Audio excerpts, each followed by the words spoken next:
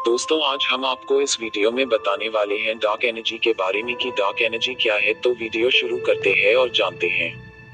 आपको बताते चले कि अभी तक हमको लगता कि हमारा ब्रह्मांड सिर्फ अणु परमाणु, जीव जंतु, चट्टानों, ग्रह, उपग्रह, सितारों और आकाशगंगाओं से मिलकर बना हुआ है, जो हमें अपनी आंखों से साफ साफ दिखाई भी देते हैं।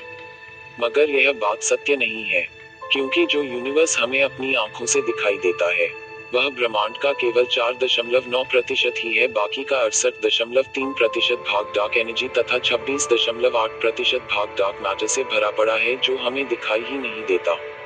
हमारा ब्रह्मांड 3 मुख्य चीजों से मिलकर बना हुआ है। Dark energy 68.3%, dark matter 26.8%, ordinary matter 4.9%।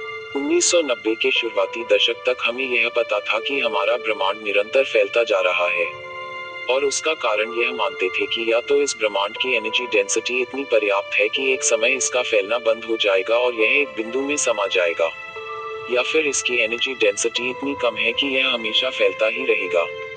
Energy density energy की वह मात्रा है जिसको हम एक पदार्थ या सिस्टम में स्टोर कर सके। यानी अगर किसी पदार्थ की एनर्जी डेंसिटी ज्यादा है तो इसका मतलब उस पदार्थ में ज्यादा एनर्जी स्टोर है। अब थियरी के मुताबिक एक बात बिल्कुल तय थी कि ग्रेविटी ब्रह्मांड के फैलने की स्पीड को बीतते समय के साथ धीमा कर देगा।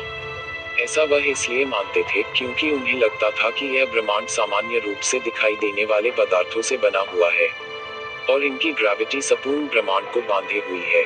यद्यपि गुरुत्वाकर्षण ग्रेविटी में खिंचाव होने के कारण ब्रह्मांड की गति का धीमा होना स्वाभाविक था, मगर 1998 में हबल टेलीस्कोप ने एक सुपरनोवा की तस्वीर खींची थी, जिससे यह पता चला कि हमारे ब्रह्मांड के फैलने की गति भूतकाल में आज के मुकाबले धीमी थी, जिसका मतलब यह था कि इसकी गति घटने की बजाय और तेज हो रही है, जो उस समय के स्पेस साइंटिस्ट्स के विपरीत था। सबको मालूम था कि कुछ तो है जिसकी वजह से ऐसा हो रहा है, मगर कोई भी इसको समझा नहीं पा रहा था। आखिरकार उन्होंने इस गुत्थी को सुलझाने के लिए एक एनर्जी की कल्पना की जो ब्रह्मांड के खाली स्थानों में मौजूद रहती है, और उन्होंने इसको नाम दिया डार्क एनर्जी। डार्क एनर्जी पर वैज्ञानिक विचार। डार्क एनर्जी को हम ना तो देख सकते और न ही इसको टेस्ट कर सकते हैं, मगर इसका प्रभाव हम देख सकते हैं। यह हमारे आसपास हर जगह मौजूद है, पर हम इसको न माप सकते हैं और न जांच सकते हैं। ब्रह्मांड में जहां जहां खाली जगह है वहां हर पल नई नई संरचनाएं हो रही हैं। ऐसा लगता है कि जैसे डार्क एनर्जी कुछ इस तरह की ऊर्जा है जो खाली जगह के अंतर्भूत हो सकती है, क्योंकि खाली जगहों के पास संयुक्त ब्रह्मांड में मौजूद सभी चीजों की तुलना में अधिक ऊर्जा है। डार्क एनर्जी क्या हो सकती है, इस पर वैज्ञानिकों के अपने अपने मत हैं।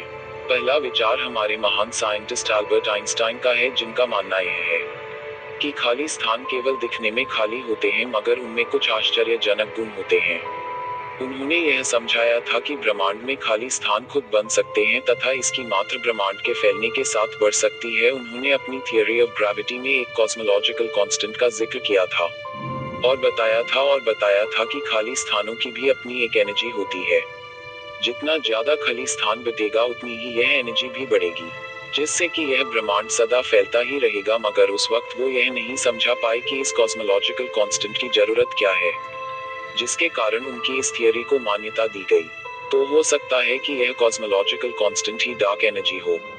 दूसरा विचार यह था, हो सकता है यह खाली स्थान वास्तव में अस्थायी, जो स्थिर न हो और आभासी कणों से हुआ हो। यह कण लगातार स्वतः ही बनते रहते हो और वापस कहीं अदृश्य हो जाते हो, और इन्हीं कणों की एनर्जी दरकिनार एनर्जी हो सकती है। मगर फिजिसिस्ट ने यह गणना करने की कोशिश की कि ऐसी एनर्जी खाली स्थान को कितनी एनर्जी प्रदान कर सकती है, तो उनका कैलकुलेशन गलत साबित हुआ, क्योंकि यह वास्तव की डार्क एनर्जी से 10,120 ज्यादा था। इसलिए डार्क एनर्जी का रहस्य अभी भी रहस्य ही बना है।